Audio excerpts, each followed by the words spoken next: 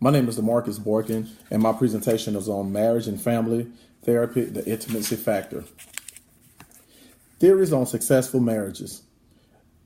One of the premier theories on which it takes to make a successful marriage was developed by Waring.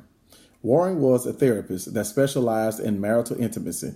The concept he has advanced based on the observed studies is the marital intimacy increases high quality of the couple's courting or complements the couple's capability as a family. The therapist has discerned that an excellent way to promote intimacy among couples is through cognitive self-disclosure. Waring proposed 8 different dimensions to improving closeness among intimate partners. The list includes the particular conflict resolution, how easily couples can resolve dissimilarities of opinion. Lack of devotion defines the degree of emotional closeness the pair expresses. Cohesion, the feeling that both lovers are committed to the marriage. Sexuality, how much sexual needs are communicated and fulfilled in the marriage. Identity, explains the couple's levels of self-confidence and self-esteem. Capability, the level at which couples can interact together. Autonomy, identifies how couples break free their families of origin and their offsprings and develop individuality. Expressiveness, their education that thoughts, beliefs, behavior, and feelings are contributed between the partners. Cognitive self-disclosure is the key to intimacy. Waring discovered that increasing the level and the depth of the couple's cognitive self-disclosure might be the simplest way to raise the level of intimacy. Cognitive self-disclosure requires revealing one's needs, ideas, attitudes, beliefs, and hypotheses regarding a relationship. It makes the partners known to the others and develop self-awareness. Couples monitoring their feelings is an important thing of the couple's well-being, but is not part of the development principle. Factors in developing and maintaining closeness.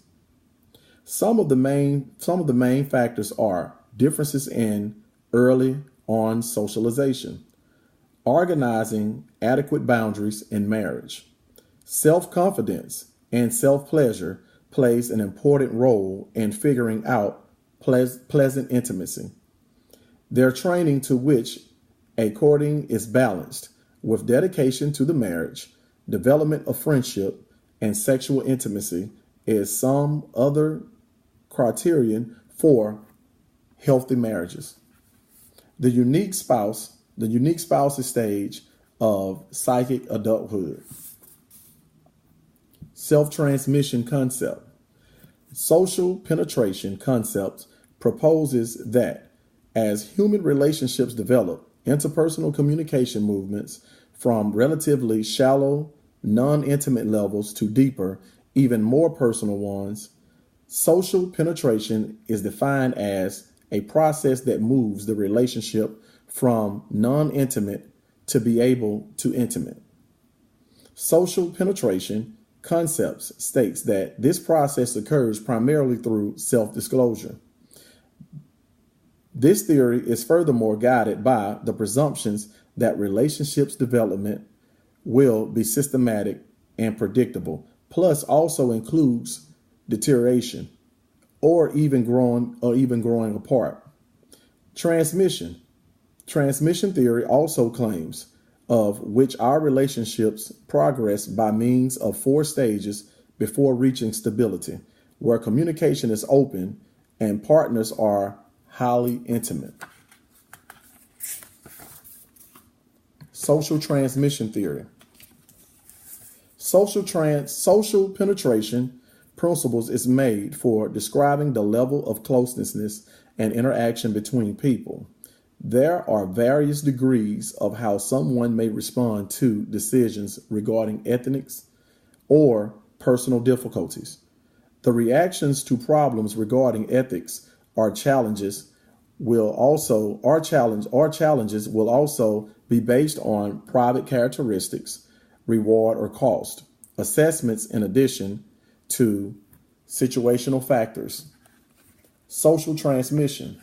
Theory portrays relationship growth as like an onion, suggesting of which when individuals peel off one layer of the information concerning a relational partner, there is always another layer.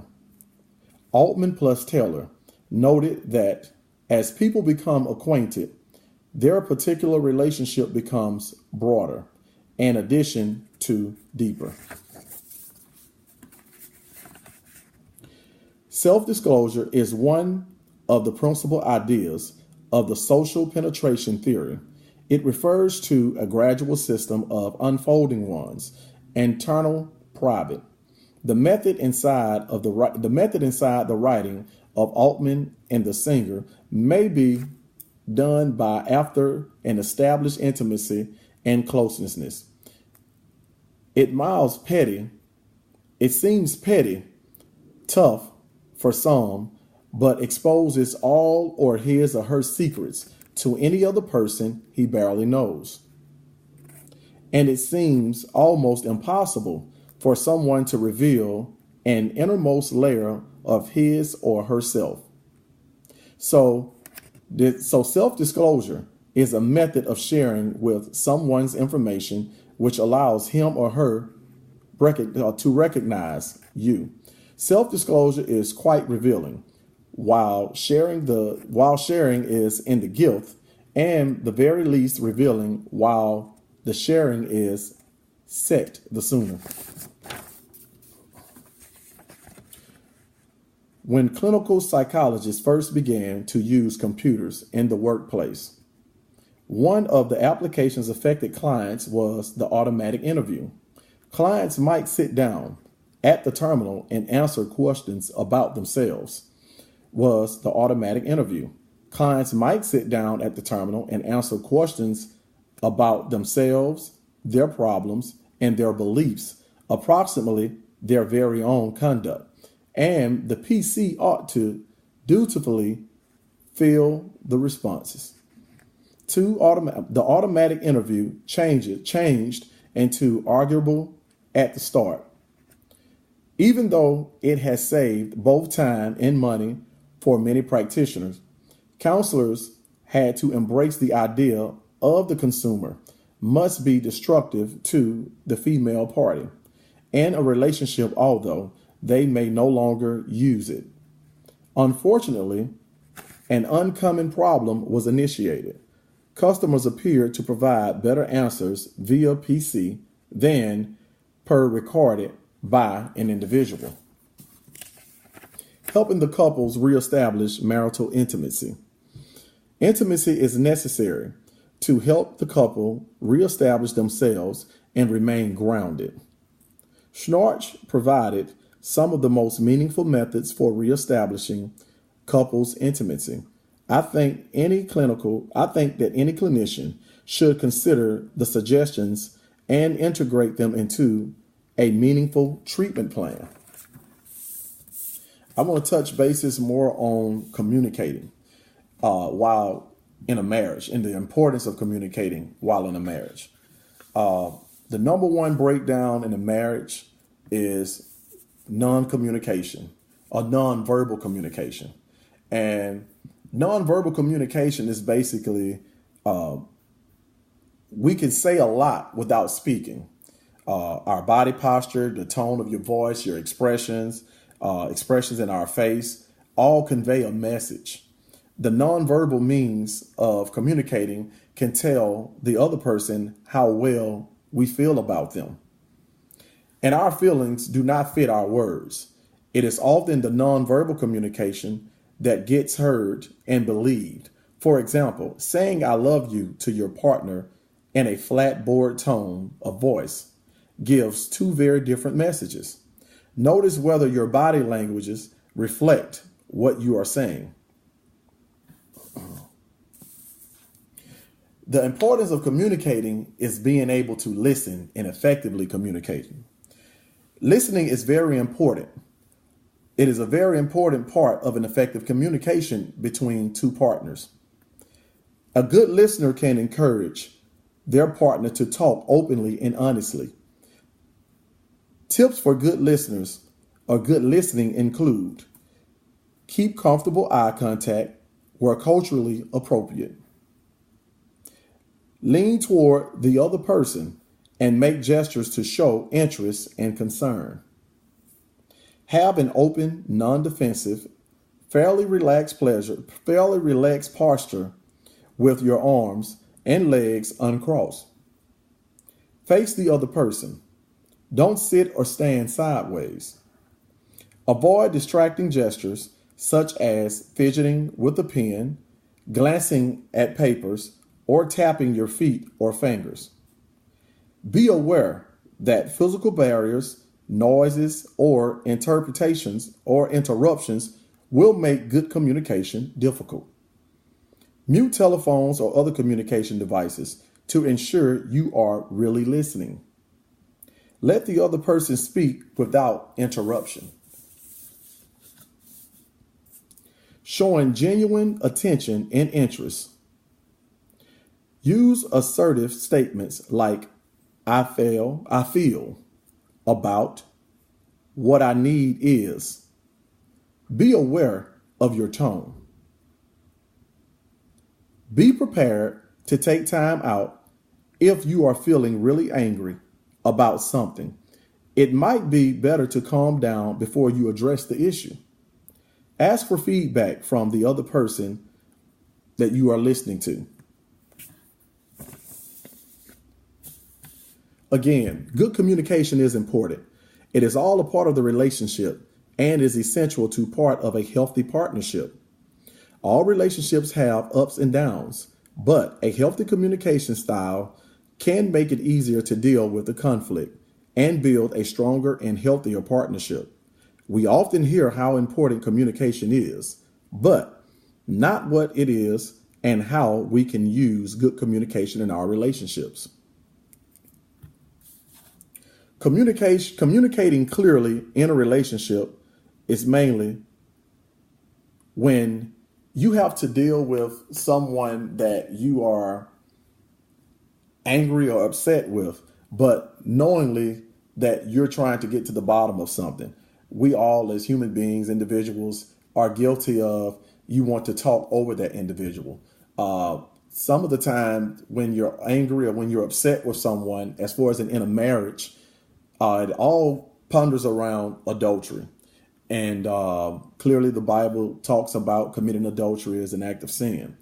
I think it's more so of being able to get past the act of sin, the act of sinfulness or committing adultery. That is a major key and a breakdown to communication, because people are so used to feeling the hurt and not being able to understand what was the breakdown reasoning and causing what happened in the marriage for an outside extramarital affair. It's all about getting over that and being able to effectively communicate with each other and understand what was the breakdown in the situation. A lot of us do not like to deal with unresolved unconscious conflicts or having to face things for what they really are. And when I say face things for what they really are, we let these things go pondering in our minds or in our thoughts, where we bury them inside. And when someone wants to talk about them, we don't want to address those issues. It's mainly what you're going to get by addressing those issues and communicating with one is constructive criticism. It's going to also lift you, build you, but it's going to grow you, mature you, and make you a better person, because we all learn from our mistakes. Some mistakes are good, some mistakes are bad. The mistakes that you learn from that are good are things that you take and you build upon them, and while in a relationship, you work cohesively together. Those mistakes that you run and that you hide from are mistakes that you often commit, you often tend to go back to, or they are repetitiously repeating themselves.